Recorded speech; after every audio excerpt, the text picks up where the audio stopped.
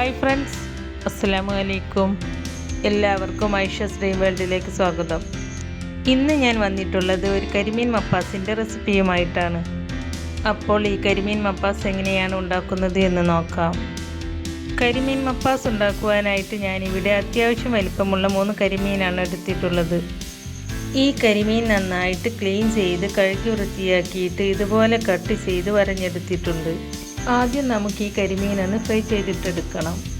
Fry ചെയ്യാനായിട്ട് നമുക്ക് ഈ കരിമീനൊന്ന് മാരിനേറ്റ് ചെയ്ത് വെക്കാം. മാരിനേഷന് വേണ്ടിയിട്ട് ഒരു പ്ലേറ്റിലേക്ക് 1 ടീസ്പൂൺ കാശ്മീരി ചില്ലി പൗഡറും 1/2 ടീസ്പൂൺ മഞ്ഞൾപ്പൊടിയും 1 ടീസ്പൂൺ മല്ലിപ്പൊടിയും 1/4 ടീസ്പൂൺ കുരുമുളക് പൊടിയും ചേർത്ത് കൊടുക്കുന്നുണ്ട്. പിന്നെ ഇതിലേക്ക് ചേർത്ത് കൊടുക്കുന്നത് 1/4 ടീസ്പൂൺ വെളുത്തുള്ളി ചതച്ചതും ആവശ്യത്തിന് ഉപ്പും 1 ടീസ്പൂൺ വെളിച്ചെണ്ണയും 1/2 ചെറുനാരങ്ങയുടെ നീരും ഒഴിച്ച് കൊടുത്ത് കൈകൊണ്ട് തന്നെ നന്നായിട്ട് മിക്സ് ചെയ്തിട്ടെടുക്കുക. മിക്സ് ചെയ്തതിന് ശേഷം ഈ മസാല കരിമീനിൽ നന്നായിട്ട് തേച്ച് പിടിപ്പിച്ചതിന് ശേഷം അരമണിക്കൂർ റെസ്റ്റ് ചെയ്യാൻ വെക്കുക. അരമണിക്കൂറിന് ശേഷം നമുക്ക് ഈ കരിമീൻ ഫ്രൈ ചെയ്തിട്ടെടുക്കാം. കരിമീൻ ഫ്രൈ ചെയ്യാനായിട്ട് ഒരു പാൻ അടുപ്പത്ത് വെച്ചിട്ട് അതിലേക്ക് കുറച്ച് വെളിച്ചെണ്ണ ഒഴിച്ച് കൊടുക്കുന്നുണ്ട്. ഈ വെളിച്ചെണ്ണയിലേക്ക് കുറച്ച് കറിവേപ്പില ഇട്ട് കൊടുത്തതിന് ശേഷം കരിമീൻ ഓരോന്നായി വെച്ച് കൊടുക്കുക. എന്നിട്ട് ലോ ഫ്ലെയിമിൽ ഫ്രൈ ചെയ്തിട്ടെടുക്കുക. കരിമീൻ്റെ ഒരു വശം ഫ്രൈ ആയി വന്നിട്ടുണ്ട്. ഇനി നമുക്ക് തിരിച്ചിട്ട് കൊടുക്കാം. കരിമീൻ മുഴുവനായിട്ടും വേവിക്കരുത്. 1/2 വേവായാൽ കരിമീൻ എണ്ണയിൽ നിന്നും ഒരു ബൗളിലേക്ക് എടുത്തു മാറ്റാം. ഇനി നമുക്ക് ഈ കരിമീൻ ഒരു സൈഡിലേക്ക് മാറ്റി വെക്കാം. എന്നിട്ട് നമുക്ക് മസാല ഉണ്ടാക്കി തുടങ്ങാം. കരിമീൻ ഫ്രൈ ചെയ്തെടുത്ത അതേ എണ്ണയിൽ തന്നെയാണ് മസാല ഉണ്ടാക്കുന്നത്.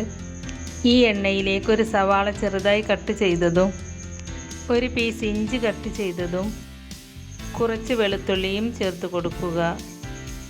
എന്നിട്ട് ഇതെല്ലാം നന്നായിട്ടൊന്ന് വഴറ്റിയെടുക്കുക. വെളുത്തുള്ളിയും ഇഞ്ചിയും ചതക്കൊന്നും വേണ്ടട്ടോ.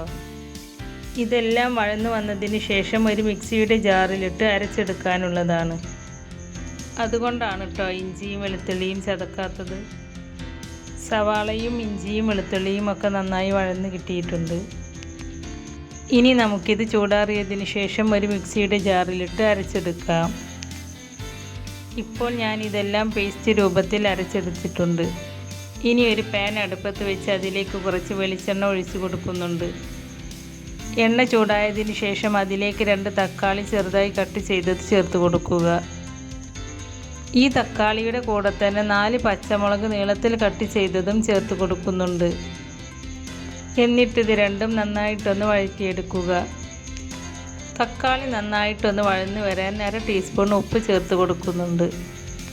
തക്കാളി നന്നായി വഴന്ന് വന്നതിന് ശേഷം ഇതിലേക്കുള്ള പൊടികൾ ചേർത്ത് കൊടുക്കാം. 1/2 ടീസ്പൂൺ മഞ്ഞൾപ്പൊടിയും എരിവിനാവശ്യമുള്ള മുളക് പൊടിയും ഞാനിവിടെ 2 ടീസ്പൂൺ കശ്മീരി ചില്ലി പൗഡറാണ് ചേർത്ത് കൊടുക്കുന്നത്. പിന്നെ 1 ടീസ്പൂൺ മല്ലിപ്പൊടിയും ചേർത്ത് കൊടുക്കുന്നുണ്ട്. ഈ പൊടികളുടെ ഒക്കെ പച്ചമണം പോകുന്നത് വരെ നന്നായിട്ട് ഇതൊന്ന് ലോ ഫ്ലെയിമിലിട്ട് വഴറ്റിയെടുക്കുക. ഇതെല്ലാം നന്നായിട്ടൊന്ന് വഴന്നു വന്നതിന് ശേഷം നമ്മൾ നേരത്തെ അരച്ചെടുത്ത സവാളയുടെ പേസ്റ്റ് ചേർത്ത് കൊടുക്കാം. എന്നിട്ട് ഇതെല്ലാം നന്നായിട്ടൊന്ന് മിക്സ് ചെയ്തതിന് ശേഷം തേങ്ങയുടെ 2/2 പാൽ ഒഴിച്ച് കൊടുക്കുക. തേങ്ങാപ്പാൽ ഒഴിച്ച് കൊടുത്തതിന് ശേഷവും നന്നായിട്ടൊന്ന് മിക്സ് ചെയ്യുക. എന്നിട്ട് ഈ കറിയിലേക്ക് ആവശ്യമുള്ള കുറച്ച് പുളി പിഴിഞ്ഞത് ഒഴിച്ച് കൊടുക്കുന്നുണ്ട്. പുളി പിഴിഞ്ഞൊഴിച്ചതിന് ശേഷവും നന്നായിട്ടൊന്ന് മിക്സ് ചെയ്തതിന് ശേഷം 10 മിനിറ്റ് അടച്ച് വെച്ച് വേവിക്കുക. 10 മിനിറ്റിന് ശേഷം നമുക്കിതൊന്ന് തുറന്ന് നോക്കാം. ഇതുപോലെ കറിയുടെ മുകളിൽ എണ്ണ നന്നായി തെളിഞ്ഞു വന്നാൽ അതിലേക്ക് 1 തക്കാളി വട്ടത്തിൽ കട്ട് ചെയ്തത് ചേർത്ത് കൊടുക്കാം. ഈ തക്കാളിയുടെ കൂടെ തന്നെ നമ്മൾ ഫ്രൈ ചെയ്ത് വെച്ച കരിമീനും ചേർത്ത് കൊടുക്കുക. കരിമീൻ ഇട്ട് കൊടുത്തതിന് ശേഷം ഇതുപോലെ ഒന്ന് ഇളക്കിയെടുക്കുക. ഈ സമയത്ത് ഉപ്പ് കറക്റ്റാണോ എന്ന് നോക്കുക. ഉപ്പിൻ്റെ കുറച്ച് കുറവുണ്ട്. ഞാൻ ഇതിലേക്ക് 1/4 ടീസ്പൂൺ ഉപ്പ് കൂടി ചേർത്ത് കൊടുക്കുന്നുണ്ട്. ഇനി നമുക്ക് തേങ്ങയുടെ 1/4 പാൽ ഒഴിച്ച് കൊടുക്കാം. 1/4 പാൽ ഒഴിച്ച് കൊടുത്തതിന് ശേഷവും പാൽ നന്നായി മിക്സ് ആവാൻ വേണ്ടി ഇതുപോലെ ഒന്ന് ചുറ്റിച്ച് കൊടുക്കുക. പിന്നെ പ്രത്യേകം ശ്രദ്ധിക്കേണ്ട കാര്യം 1/4 പാൽ ഒഴിച്ച് കൊടുത്തതിന് ശേഷം കറി നന്നായിട്ട് തിളക്കരുത്. കറി നന്നായിട്ടൊന്ന് ചൂടായി കിട്ടിയാൽ മതി.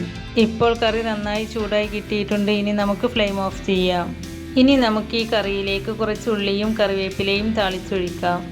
അതിനായി ഒരു പാൻ അടുപ്പത്ത് വെച്ച് ആ പാനിലേക്ക് കുറച്ച് വെളിച്ചെണ്ണ ഒഴിച്ച് കൊടുത്തതിന് ശേഷം അതിലേക്ക് കുറച്ച് ചെറിയ ഉള്ളി ചെറുതായി കട്ട് ചെയ്തത് ചേർത്ത് കൊടുക്കാം. എന്നിട്ട് ഗോൾഡൻ കളറാകുന്നത് വരെ വഴറ്റിയെടുക്കുക. ഇതുപോലെ ഗോൾഡൻ കളറായിട്ട് വരുമ്പോൾ ഇതിലേക്ക് കുറച്ച് കറിവേപ്പില ചേർത്ത് കൊടുക്കാം. കറിവേപ്പില ചേർത്ത് കൊടുത്തതിന് ശേഷം ഇതുപോലെ ഒന്ന് ഇളക്കിയെടുക്കുക.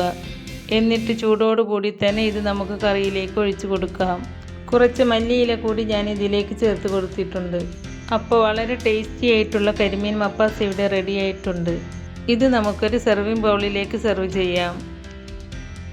ഇത് ചോറിൻ്റെ കൂടെയും ചപ്പാത്തിയുടെ കൂടെയും അതുപോലെ അപ്പത്തിൻ്റെ കൂടെയും ഒക്കെ നല്ല കോമ്പിനേഷനാണ്.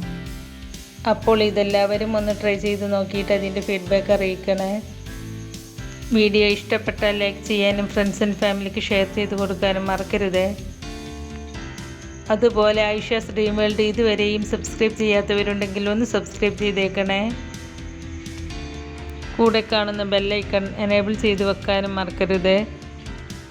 എങ്കിൽ മാത്രമേ പുതിയ റെസിപ്പീസ് അപ്ലോഡ് ചെയ്യുമ്പോൾ അതിൻ്റെ നോട്ടിഫിക്കേഷൻ നിങ്ങൾക്ക് കിട്ടുകയുള്ളൂ. ഇൻഷാ അല്ലാഹ് പുതിയ റെസിപ്പീസുമായി വീണ്ടും വരാം. Thank you.